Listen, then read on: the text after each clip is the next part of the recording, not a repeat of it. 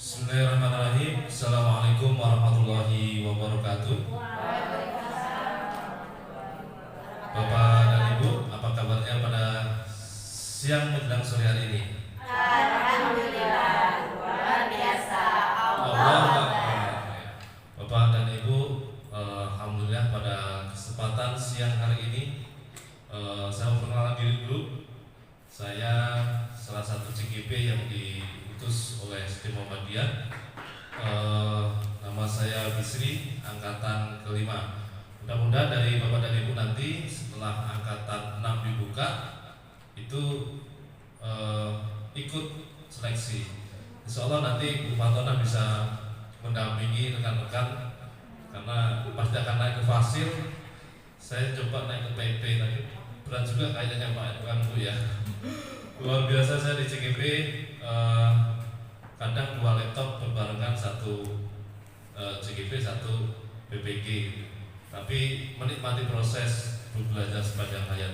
Bapak dan Ibu, pada kesempatan hari ini saya akan berbagi terkait dengan aksi nyata karena saya dituntut, CGP dituntut untuk tugas modul 1.4 itu membuat aksi nyata untuk pengimbasan tentang budaya positif di sekolah.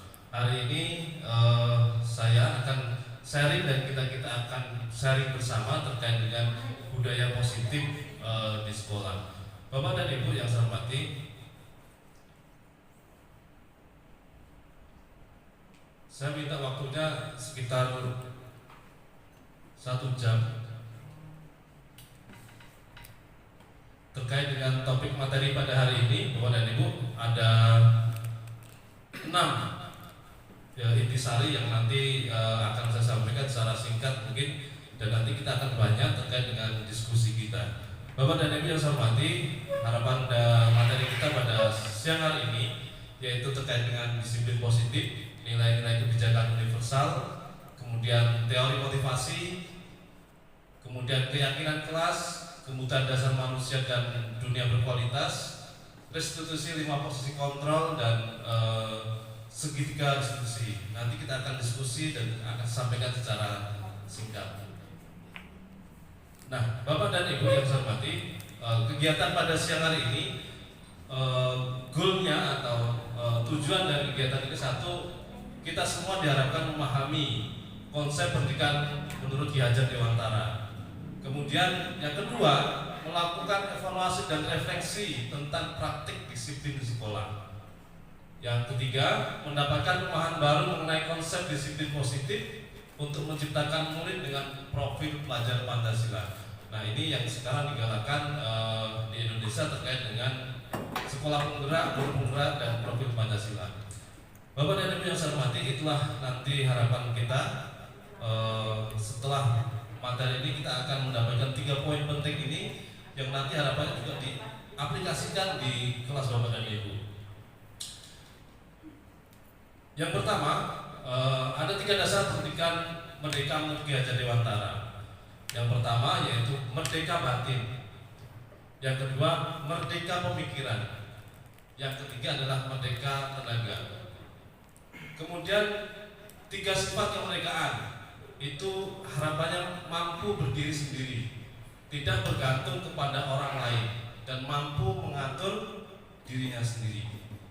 Nah, apa tugas guru dan ibu? Hakikatnya kita itu sama dengan seorang petani. Petani itu ketika menanam padi itu tidak akan mungkin tumbuh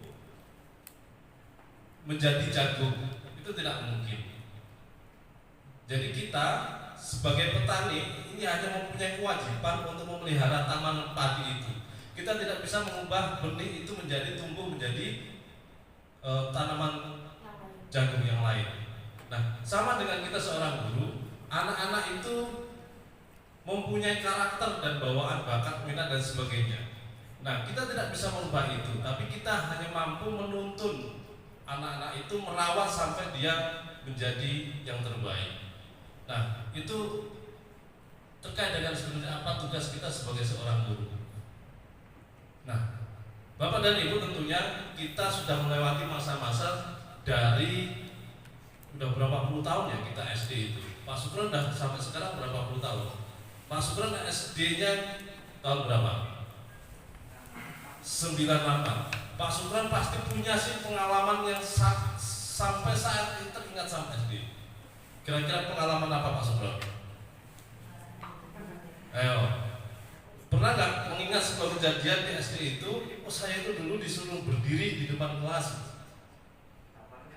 Nggak pernah. Berarti Pak Sukron mempunyai ini pengalaman yang membahagiakan, yang membanggakan. Apa kira-kira Pak Sukron?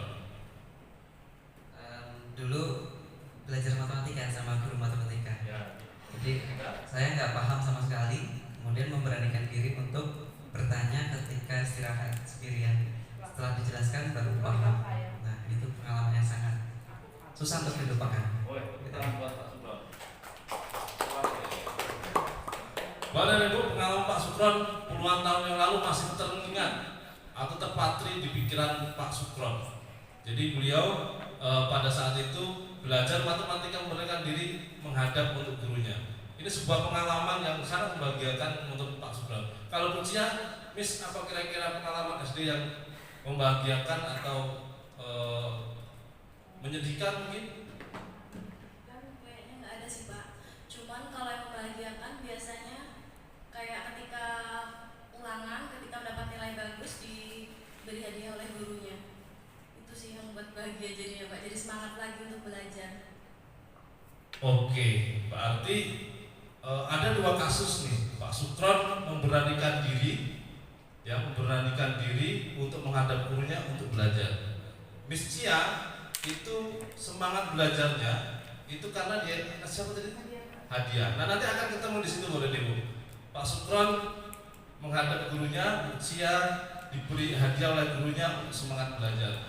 Nah, kejadian-kejadian ini terekam oleh otak kita sampai saat ini puluhan tahun. Hari ini Bapak dan Ibu, tentunya kita bersama mengenal dengan kata disiplin. Kalau kita dengar kata disiplin Bapak dan Ibu, kira-kira apa yang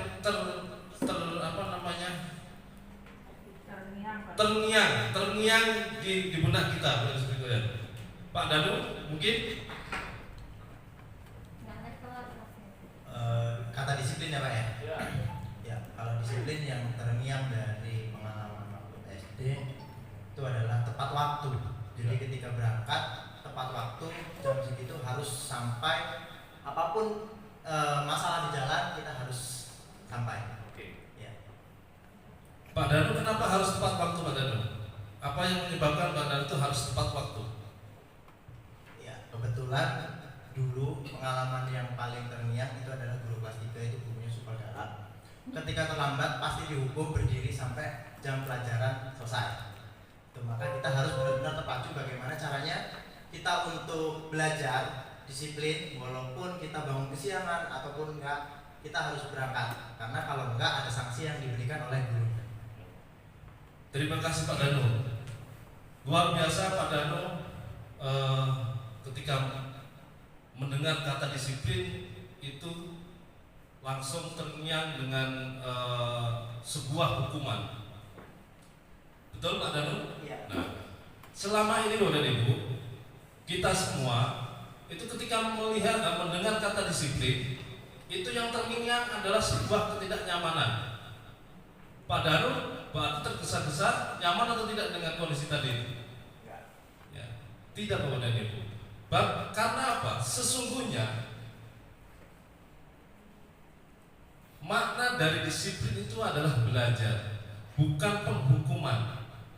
Kalau yang disampaikan Pak Danu itu adalah ada kaitannya dengan hukuman. Merasa saya itu harus mematuhi peraturan dan tidak nyaman, kebanyakan orang seperti itu.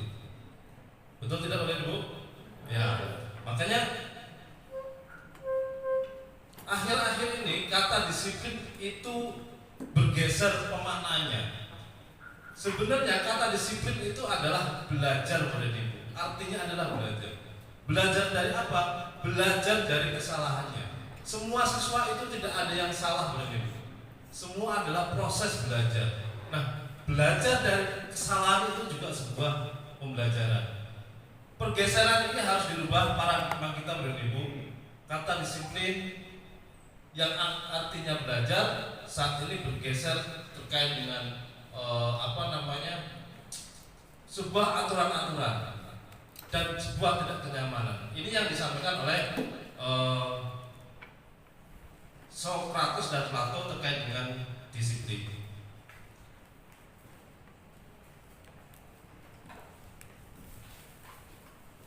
Nah, Bapak dan Ibu, kita lanjutkan. Lalu bagaimana seorang guru membimbing anak agar dapat belajar dengan kesalahan? Yang pertama, guru dapat membangun sistem yang berpusat pada murid, yaitu dengan membuat kesepakatan kelas. Bapak dan Ibu wali kelas, sudahkah membuat sebuah kesepakatan kelas? Kesepakatan kelas atau peraturan kelas? Gimana? Kesepakatan kelas. Alhamdulillah kalau Bapak dan Ibu sudah membuat sebuah kesepakatan dengan anak-anak kita. Yang kedua, setelah dari proses membuat kesepakatan itu, apakah Bapak dan Ibu cukup berhenti di situ saja atau ada tindak lanjut atau bagaimana? Mungkin Bu Diana di kelas Bu Diana bagaimana kesepakatan? Contoh kesepakatan di Bu Diana untuk membangun budaya positif. Salah satu contohnya ketika datang terlambat, anak-anak itu menambah hafalan. Menambah hafalan. Bapak dan Ibu menambah hafalan tempat Bu Diana. Jadi apa namanya? Hukumannya atau apanya? Atau konsekuensinya? Kalau anak terlambat itu kemudian disuruh membaca hafalan, itu sebuah konsekuensi atau hukuman? Konsekuensi atau ada hubungannya tidak ketika Bu Diana itu saya terlambat waktu tuh, kok tiba-tiba suruh hafalan? Kalau misalkan begini Pak Bu Diana, saya menumpahkan air di meja, kemudian saya mengelap air itu konsekuensi atau hukuman? Konsekuensi. Adakah tidak kalimat yang lain ketika selain membaca hafalan itu diganti dengan yang lain yang terkait dengan waktu? Terlambat itu ada hubungannya dengan waktu. Misalkan ini, saya mengajar sepak bola, si Pak Sukron itu datang 5 menit terlambat. Kemudian Pak Sukron itu saya tambah jam untuk menggiring bola. Itu konsekuensi atau hukuman? Konsekuensi, betul Pak Danu. Karena apa? Ada erat kaitannya dengan waktu, Pak. Jadi ada penambahan. Nanti akan ketemu sana oleh Ibu.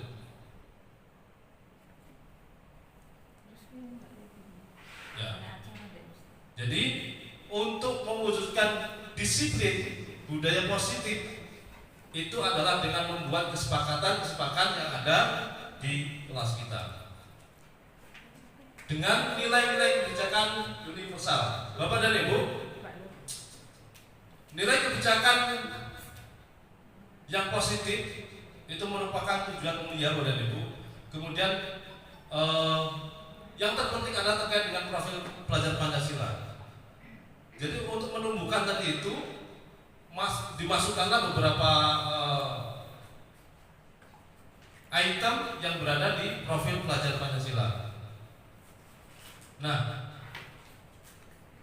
kenapa tadi di awal saya tanyakan Bapak dan Ibu membuat peraturan atau keyakinan? Ya kan? Ketika peraturan itu sifatnya adalah menghukum, tapi kalau keyakinan itu bersifat luas. Ya, jadi ini yang muaranya kenapa kita berubah dari peraturan menjadi keyakinan kelas. Contohnya, Pak Supran, ketika Pak Supran itu naik motor menggunakan helm, apa yang terbenak dari Pak Supran? Kenapa Pak Supran harus pakai helm? untuk keselamatan melindungi kepala.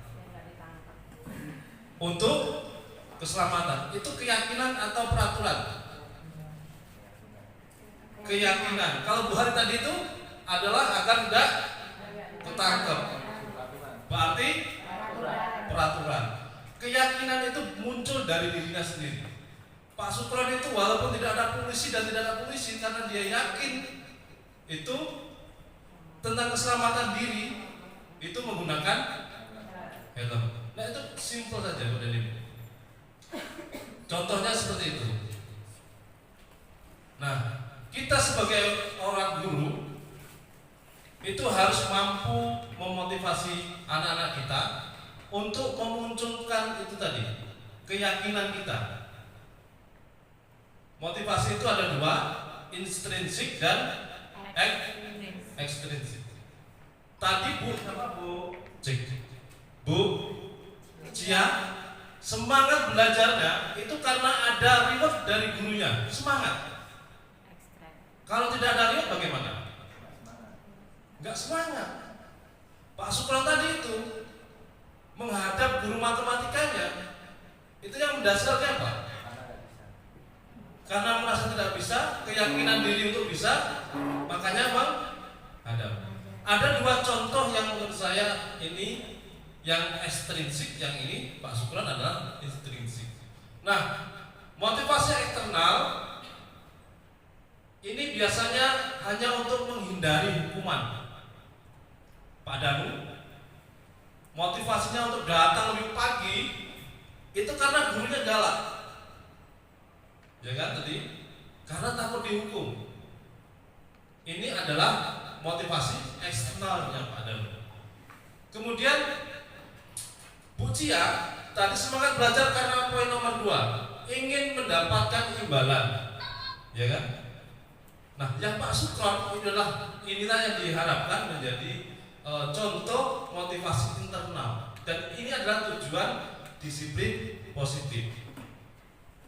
Jadi Bapak dan Ibu, kita sebagai orang guru harus mampu motivasi anak itu muncul dari dirinya sendiri. Nanti kita akan ketemu di sana. Gimana anak semangat belajar itu? Nah, ini sudah dicontohkan Pak Danu tadi itu. Saya tidak janjian, tapi kalau ada kasusnya hampir sama,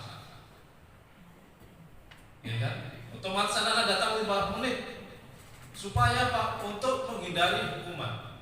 Tapi beda ketika anak itu ditanya, kenapa Bu Cia datang lebih awal? Karena saya seorang pelajar ingin menghargai waktu. Nah, ini adalah sebuah motivasi intrinsik.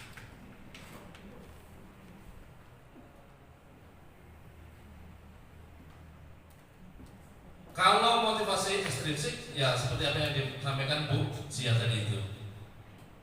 Bapak dan Ibu, ketika berbicara kasus seperti ini, motivasi intrinsik dan ekstrinsik, tentunya Bapak dan Ibu juga sering melakukan 5 kontrol ini Bapak dan Ibu.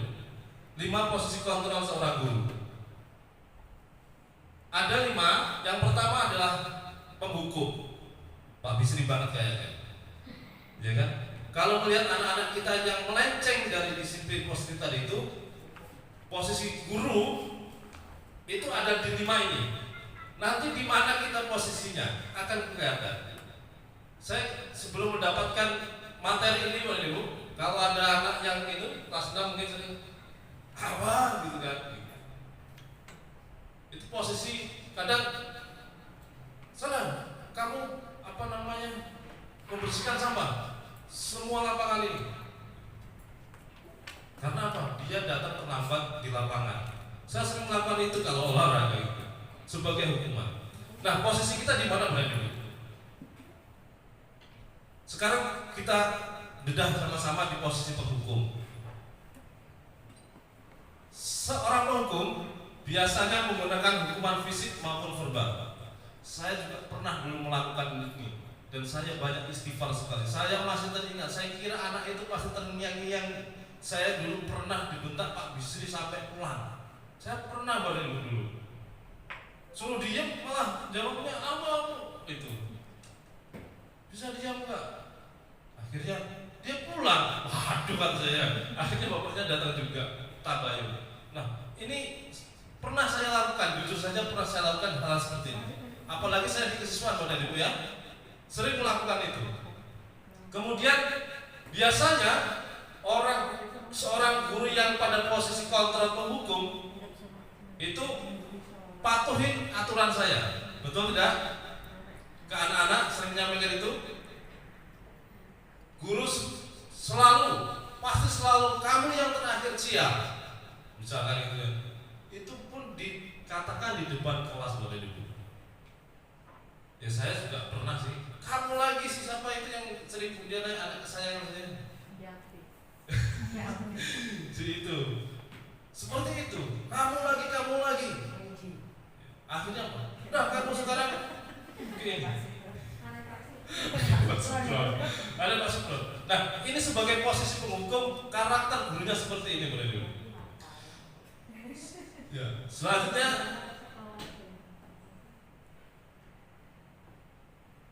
nah, biasanya guru seperti ini, ya pokoknya saya itu yang paling benar di kelas itu. Saya seorang guru, itu posisi penghukum.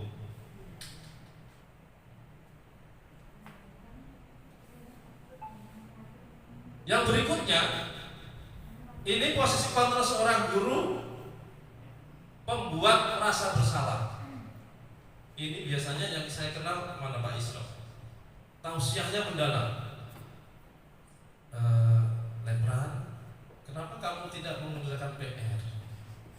Kamu gak kasihan sama ibu kamu yang saya ini bekerja. Saya juga pernah melaksanakan metode ini yang dibentak gak bisa, dihukum gak bisa. Saya datang, saya tarik, saya berhubungan dengan orang tua. Orang tuamu kemana? Di mana? Rumahnya mana? Kamu ini cucunya pejabat Muhammadiyah, gitu kan? Dengan bahasa yang halus. Akhirnya apa? Anak itu merasa bersalah bukan ini. Ya kan? Berapa kali Pak Guru itu panggil kamu? Bahkan anak itu sampai menangis, kadang dibuat gimana caranya itu dengan bahasa sentuhan kita itu menangis sekalian. Bahkan ada yang kamu nanti pulang ada bendera kuning kalau ada bahasa seru itu kan. Nah, ibu sangat kecewa dengan ini tuduhan-tuduhan yang membuat anak itu merasa kecewa. Dan ini pernah saya terjadi di MTS sekalian. Saya dipanggil seorang guru dengan ada kasus ya, karena saya pergi waktu istirahat kemudian datangnya terlambat. Saya di depan kelas itu disampaikan dan saya menjadi bahan tausiah oleh guru itu. Jangan dicontoh bisri ini, datang terlambat, dia juga kasihan orang tuanya yang saat ini nyangkul di sawah. Kan saya merasa bersalah juga. Ini posisi kontrol seorang guru seperti itu. Bu Mai pernah melakukan ini nggak Bu Mai? Pernah. Saya belum ngomong, anaknya udah nangis. Anaknya belum ngomong tapi sudah nangis. Anaknya sudah nyumput. Berarti posisi penghukum Bu Mai tadi ya, melakukan posisi kontrol penghukum. Dua-dua dipakai rumahnya. Iya. Bahkan ada dulu kan yang anak di depan kita sekolah kita itu suruh hormat bendera itu, saya tidak tahu masalahnya tapi itu sangat berbekas sekali sudah. Dan ada juga yang beberapa kali saya panggil dengan metode ini ternyata. Saya di CKB itu cuma ketika mendapatkan materi ini cuma mandu aja, ternyata ini saya banyak salahnya konsep saya. Artinya sangat bersyukur sekali saya bisa ikut CGP. Kemudian dan ini sebenarnya halus kalau saya bilang. Belum lama ini juga saya didatangi wali murid karena pertanyaan halus. Sangat halus pertanyaan itu ke anak kelas 3. Anak itu pulang sampai ke rumah cerita orang tuanya. Pertanyaan sepele. Bapakmu nikah lagi ya? Sampai nangis anaknya itu. Akhirnya itu tidak kasar. Tapi Jangan nanya saya, Pak, saya nangis juga orang. oh, Bapak kerapin ya. mohon maaf, tidak ada hubungannya ke sini. Bapak Tapi- itu nikah lagi ya? Kalau penghukum bos sekalian yang datang ke rumah karena penghukum yang konsultasi banyak, ya kan? Pak, anak saya kemarin dihukum, rumahnya Bu, apa Bu? Anak saya dikunci dari dalam, disuruh belajar di luar. Terus yang terjadi apa sebenarnya? Bapak itu dikunci dari luar oleh anak saya. Hebat kan? Ada, Pak. Karena mungkin saking gupuknya guru itu mengendalikan anak itu, udah kamu keluar.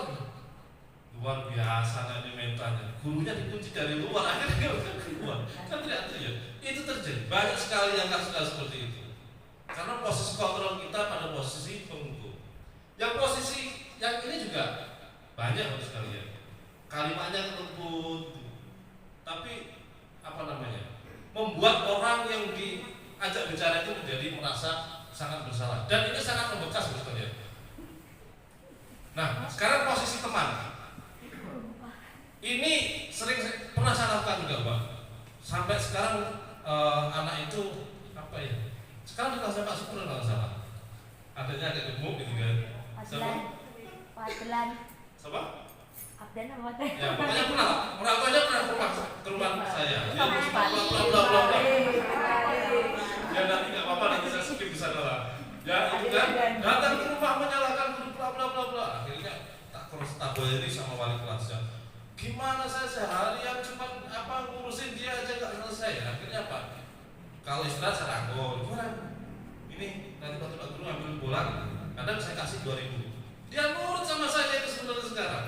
Tapi kalau nggak ada saya katanya masih melakukan hal yang sama. Nah, ini biasanya begini. Ayolah bantu Pak Guru, gitu. Bantu Pak Guru ya, nanti mau ambilkan bola. Terima kasih ya atas bantuan selama ini. Kalau tidak ngumpul PR, ya karena kita CS gitu.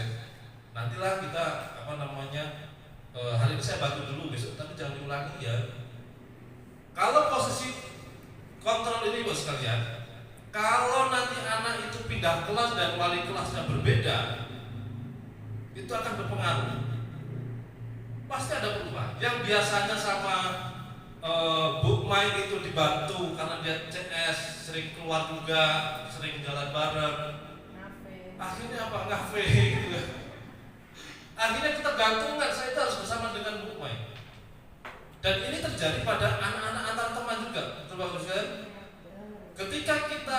Ketika pisahkan anaknya, akhirnya nangis-nangis minta pindah kelas Pak Sutron, karena dia tergantungan sama teman.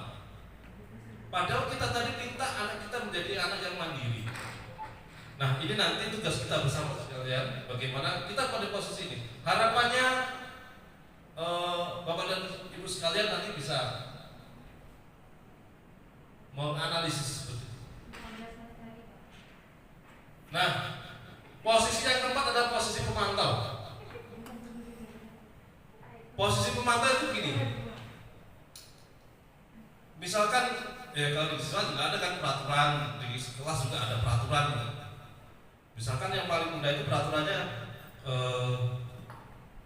anak-anak pakai sepatu putih, misalkan ya. Kemudian saya panggil Diana sini. Kenapa Pak? Kamu tahu tidak? Peraturan SD Muhammadiyah ini adalah sepatunya wajib hitam. Terus Bapak itu sekarang begini, sebagai hukuman kamu selama 1 hari ini jangan pakai sepatu. Ya. Nah, kita malah seneng kan? Malah seneng nyeker kabeh kan? Oh, hitam aja nyeker. Nah, ini adalah posisi pemantau. Orangnya itu suka mantau aja, mencari-cari kesalahan. Pak Lepran gak ada mencari kesalahan. Kalau di lab itu dilihat aja dia, oh ini main game, mati dari sini. Oh, main game ya. Jadi pemantau itu. Pemantau itu sering mencari-cari kesalahan. Dan senang banget kalau menghukum itu. Nah, ini Bapak dan sekalian di posisi pemantau. Nah, posisi guru yang kelima adalah posisi seorang manajer. Nah, ini adalah orang manajer di mana guru berbuat sesuai bersama dengan murid, mempersilahkan muridnya bertanggung jawab atas perilakunya, mendukung murid agar didapatkan atau menemukan solusi atas permasalahannya.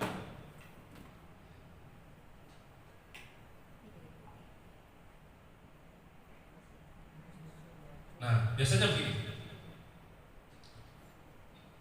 Ada kasus begini misalkan, seorang manajer. Misalkan di kelas A itu ada satu orang yang tidak melaksanakan piket. Berarti anak ini melanggar kesepakatan kelas, ya kan? Kelasnya Pak Danu, ada yang laporan, Pak Danu itu tidak piket tadi Pak. Nah, seorang manajer kita posisi, kalau posisi penghukum pasti saya datang, saya marah-marah, Pak Danu, kamu itu kalau pemantau halus, kamu ini sudah berapa kali Pak guru ingatkan nggak piket. Pokoknya halus lembut tapi menyakitkan. Nah, seorang manajer itu bukan untuk mengatur perilaku seseorang, tapi membimbing murid untuk dapat mengatur dirinya. Seorang manajer bukannya memisahkan murid dari kelompoknya, tapi mengembalikan murid tersebut ke kelompoknya dengan lebih baik dan kuat. Contohnya begini, yang tadi yang anak tidak melaksanakan kelas itu menjadi bahan omongan di kelas. Pak Danu tadi, si Danu nggak piket, akhirnya apa? Semua menjustis Pak Danu itu adalah anak yang tidak taat peraturan. Kalau kita sebagai seorang manajer, sebaiknya yang dilakukan apa? Panggil Pak Danu, ya kan? Kemudian ditanya, kenapa Danu tidak piket? Ya. Ada di poin selanjutnya. Seorang manajer akan menanyakan itu. Pertanyaan, kenapa Danu tidak piket? Terus Danu menjawab, tadi saya mengerjakan PR Pak. Gitu. Nah, seorang manajer pasti akan melakukan begini lagi. Gak apa-apa, dulu Pak Guru juga pernah tidak piket, teman si Danu juga ada. Gitu. Tapi Danu tahu tidak apa yang kesalahan Danu? Iya Pak, saya tidak melakukan kesepakatan kelas. Nah, posisi-posisi itu ada di mana ini pasnya?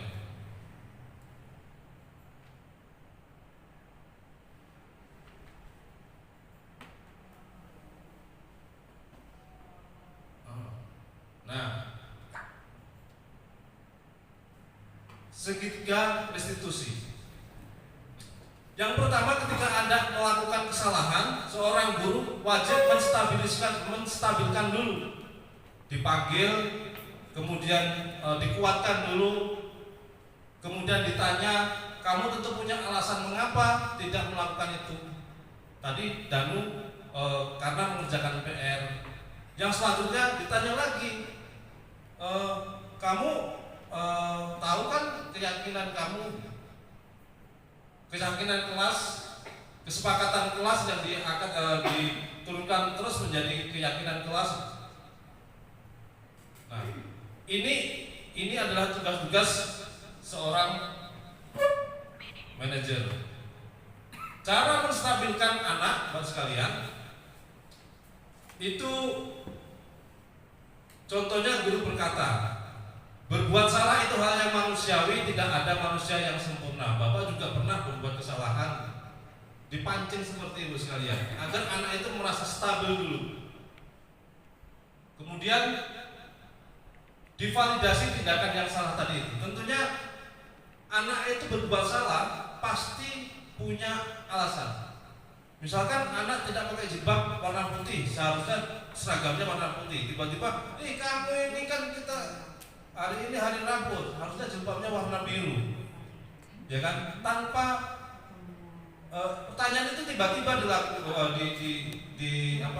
disampaikan ke anak.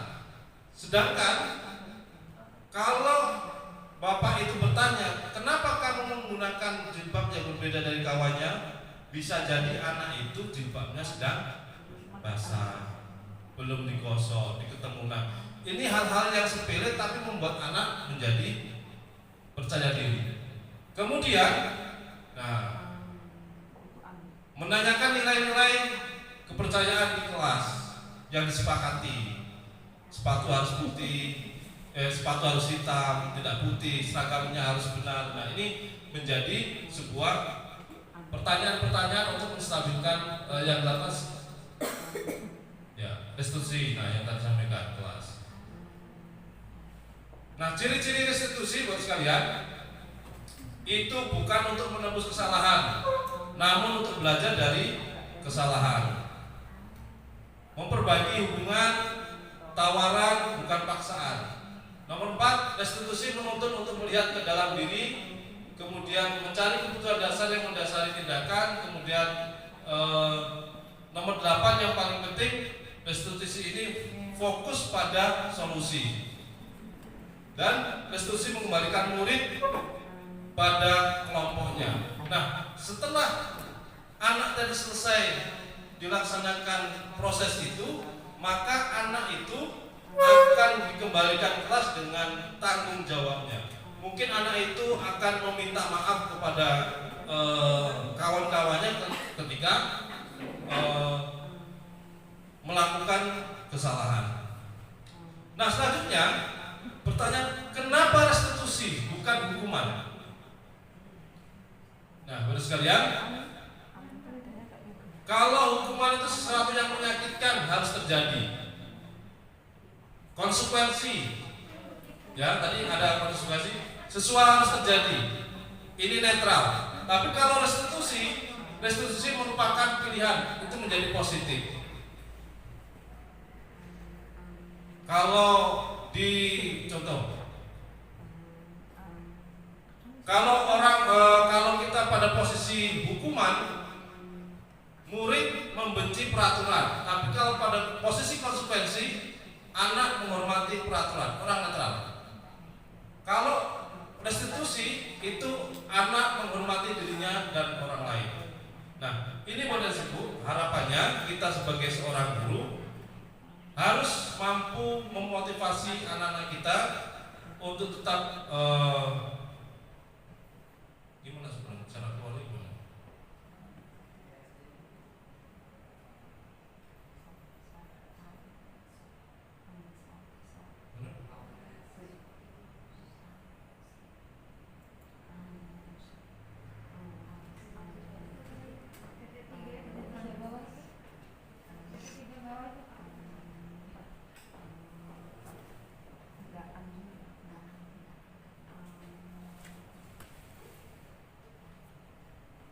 Nah, dari posisi 5 posisi kontrol tadi itu diharapkan kita pada posisi manajer.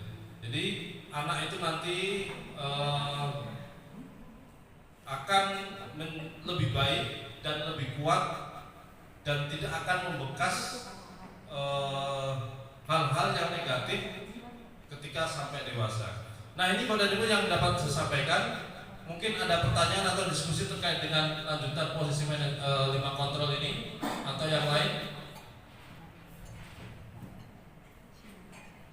Bu Cia, kira-kira terjadi apa di kelasnya hari ini? Apa ya? Nggak ada kejadian apa-apa. Gambaran kelas dari ini, kelasnya Bu Cia. Kondisi anaknya bagaimana? Mungkin lebih ke kadang ketika lagi dijelaskan sesuatu ikut masing-masing sih Pak.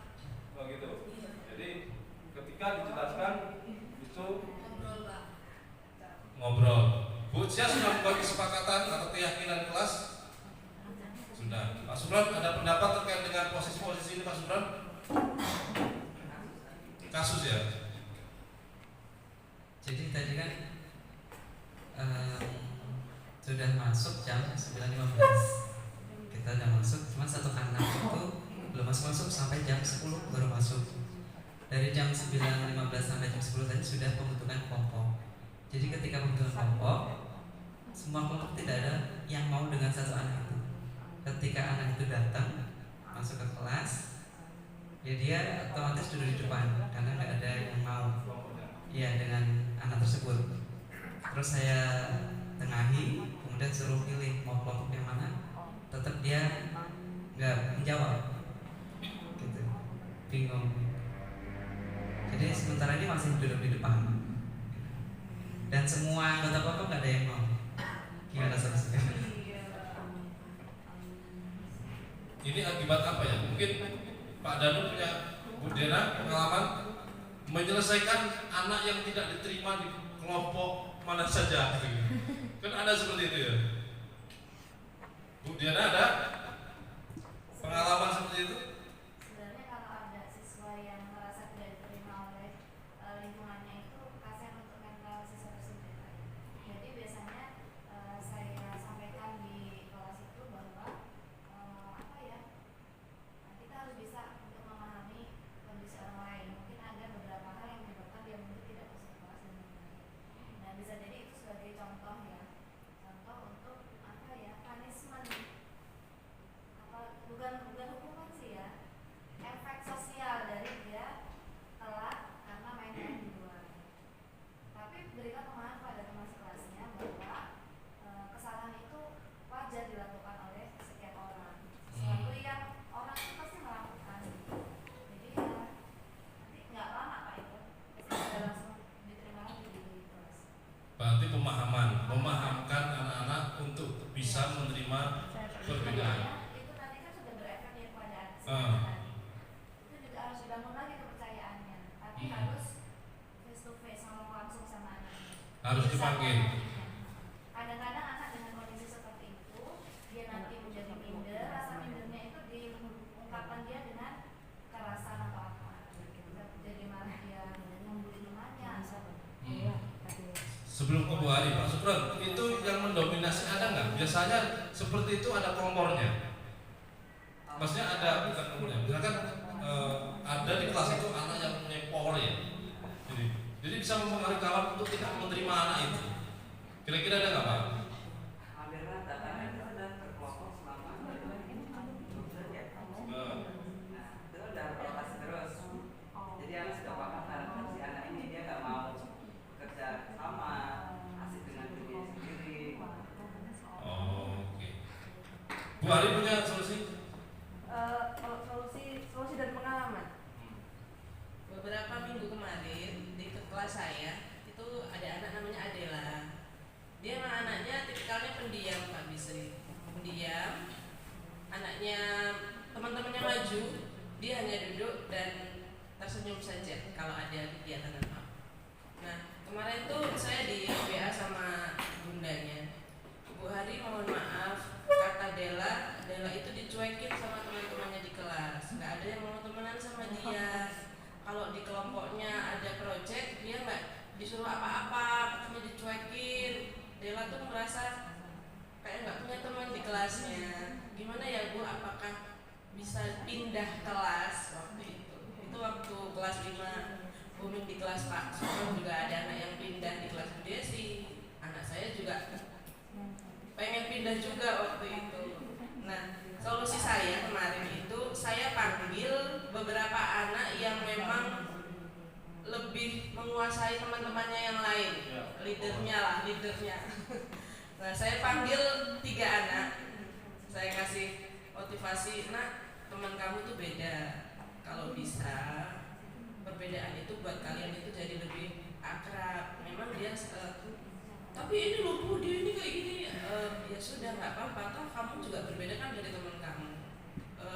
Jadi intinya dari leader anak-anak yang bisa mempengaruhi temannya itu saya panggil, saya kasih ujangan, saya kasih. Nah setelah itu berubah Pak. Ternyata memang berubah, memang mengefek sekali. Teman-teman yang di kelas itu bisa mempengaruhi temannya lah intinya. Itu ternyata setelah saya panggil, mungkin sama dia dijalankan tugas saya kasih, sampai saat ini dia nggak pindah lagi dan sudah mulai membaur. Begitu. Berarti Bu Aris sedang melakukan posisi di manajer. Pak Sugron sudah melakukan di posisi mana Pak Sugron? Di posisi pemantau untuk menyelesaikan itu? Atau asisten manajer? aku bukannya penghukum. Atau menghukum terus ya? Anak-anak ini kan teman kamu itu biasanya gitu. Sudah dijelasin sebenarnya. Enggak, Kelas, bro, sama anak. hormati menghargai teman-teman. Tapi yang namanya satu tadi memang harus perlu Menggabungkan, ya. silakan pilih dari 1 sampai 6. Ya tetap dia. Oh gitu. Dia sendiri besok dipanggil Mas Subron di anak yang tadi itu, kalau kita pakai segitiga mana tadi itu restitusi tadi itu kan yang dilakukan dikuatkan dulu gitu ya. Nah, stabilkan dulu identitasnya, distabilkan dulu. Kemudian kenapa kamu sih nggak mau gabung dengan kawannya gitu ya? Ada masalah apa gitu kan? Itu. Kemudian saya kira nanti akan muncul di situ gitu. Atau misalnya yang terjadi dia takut dengan si A. Ada di kelas mana kemarin ya? Kelas 4 kalau salah. Powernya luar biasa untuk sekalian. Jadi agak gede sendiri tapi berani. Saya lihat ketika kasih sampai temennya itu masuk ke kelas ngambek karena dia merasa disuruh-suruh oleh kawannya. Nah ini hal-hal yang terjadi menjadi pembelajaran kita semua untuk mendalami hal-hal seperti ini. Ada lagi sekalian terkait dengan bagaimana posisi kita sebagai seorang guru, posisi pemantau, penghukum. Bu Cia mau jadi posisi apa sekarang? Kepala sekolah. Maksudnya posisi 5 kontrol tadi Bu, bukan posisi jabatan juga. Gitu. Pemantau. Kalau saya terus terang juga sama Bu sekalian, saya sering melakukan poin kedua penghukum, kemudian membuat merasa lawan ini merasa bersalah. Kemudian ada juga yang teman gitu. Jadi posisi kontrol yang diharapkan memang seorang guru harus menjadi seorang kontrol, seorang manajer.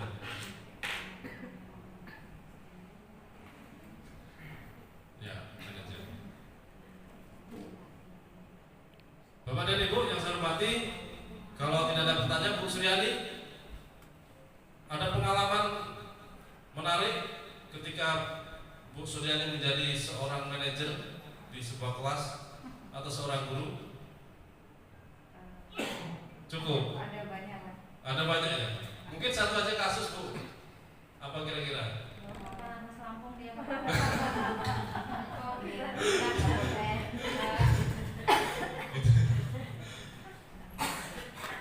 Ada Bu Suryani?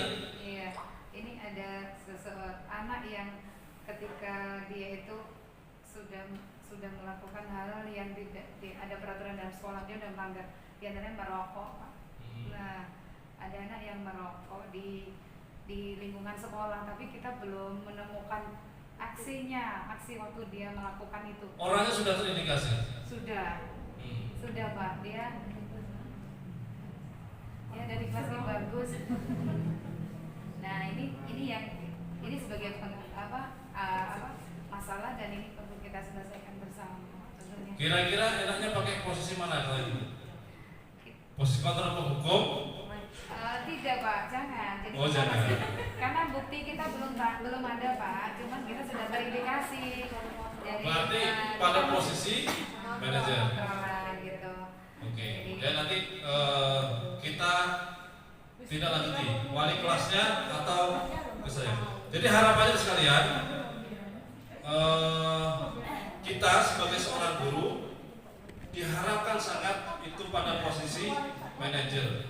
Karena apa?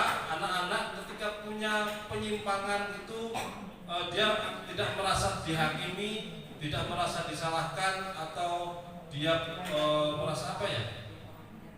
Ya pokoknya sebagai seorang guru harus menguatkan anak itu menjadi ketika menyimpang itu diarahkan menjadi yang positif.